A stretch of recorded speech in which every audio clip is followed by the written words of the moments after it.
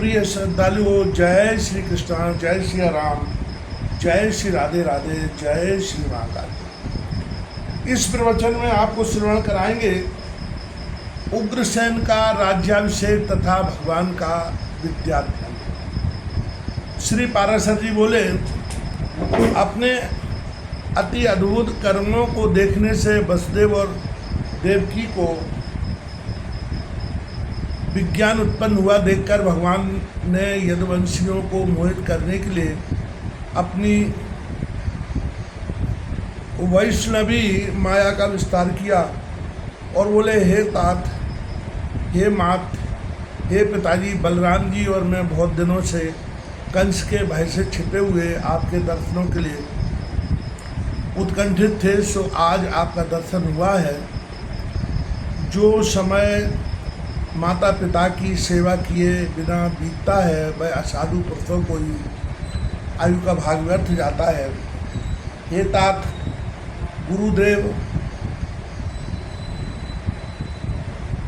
विप्र और माता पिता का पूजन करते रहने से देहधारियों का जीवन सफल हो जाता है। अतः हे तात, कंस के वीर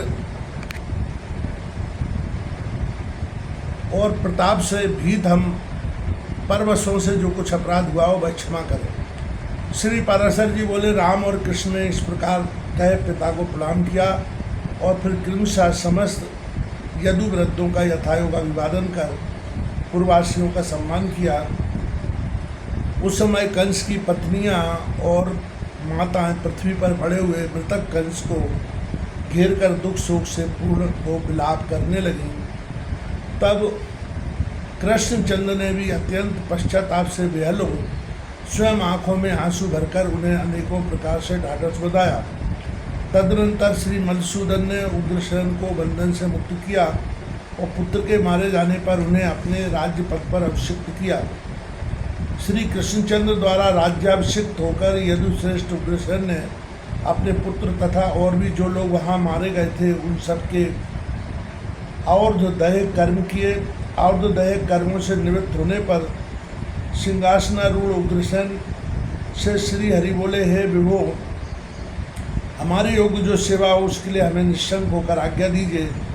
ययाति का साप होने से यद्यपि हमारा वंश राज्य का अधिकारी नहीं है, तथापि इस समय मुझ दास के रहते हुए राजाओं को तो क्या, आप देवताओं को भी आज्ञा दे सकते हैं। पराशर जी बोले, उग्रसेन से इस प्रकार कह धर्म संस्थापना आदि कार्य सिद्धि के लिए मनुष्य रूप धारण करने वाले भगवान कृष्ण ने वायु का स्मरण किया और वह उसी समय वहाँ उपस्थित हो गया। तब भगवान ने उससे कहा, हे वायु, तुम जाओ और इंद्र से कहो कि वे वास्तव व्यर्थ गर्भ छोड़कर तुम उग्रसेन को अपनी सुधर्मा नामक सभा दो। कृष्णचंद्र की आज्ञा है कि वह सुधर्मा सभा नामक सर्वोत्तम रत्न राजा के योग्य है, उसमें यादवों का विराजमान होना उपयुक्त है। श्री पाराशर जी बोले, भगवान की ऐसी आज्ञा होने पर वायु ने यह सारा समाचार इंद्र से जाकर कह दिया और इंद्र ने भी तुरंत ही अपनी सुधर्मा नाम की सभा वायु को दे दी। वायु द्वारा लाई हुई उस सर्वरत्न संपन्न दिव्य सभा का संपूर्ण भोग भी यदुवंशी श्री कृष्णचंद्र की भुजाओं के आश्रित रहकर करने लगे।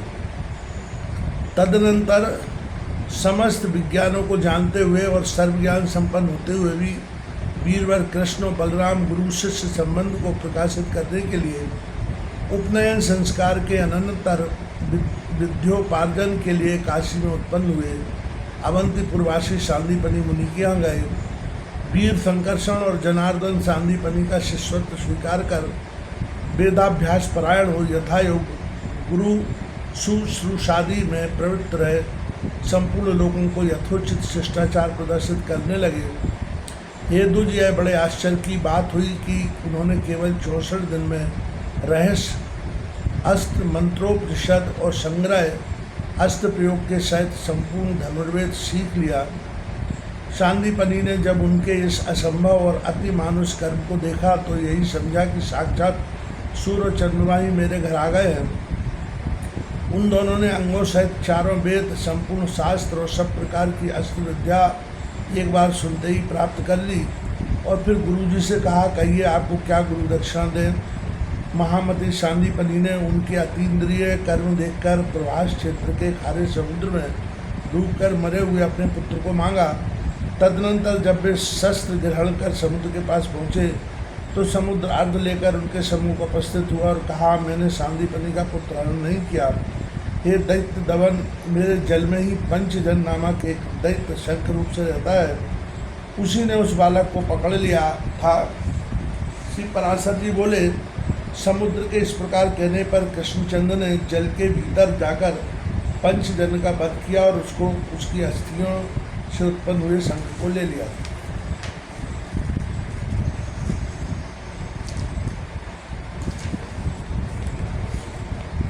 जिसके शब्द से दैत्यों का बल नष्ट हो जाता है, देवताओं का तेज बढ़ता है और अधर्म का क्षय होता है। तदनंतर उस 5 जन शंख को बजाते हुए श्री कृष्णचंद्र और बलवान बलराम यमपुर को गए और सूर्यपुत्र यम को जीतकर यम यातना भोगते हुए उस बालक को पूर्ववत शरीर युक्त कर उसके पिता को दे दिया। इसके पश्चात वे राम और कृष्ण राजा उग्रसेन द्वारा परिपालित मथुरापुरी में, जहाँ के स्त्री पुरुष उनके आगमन से आनंदित हो रहे थे, पधारे।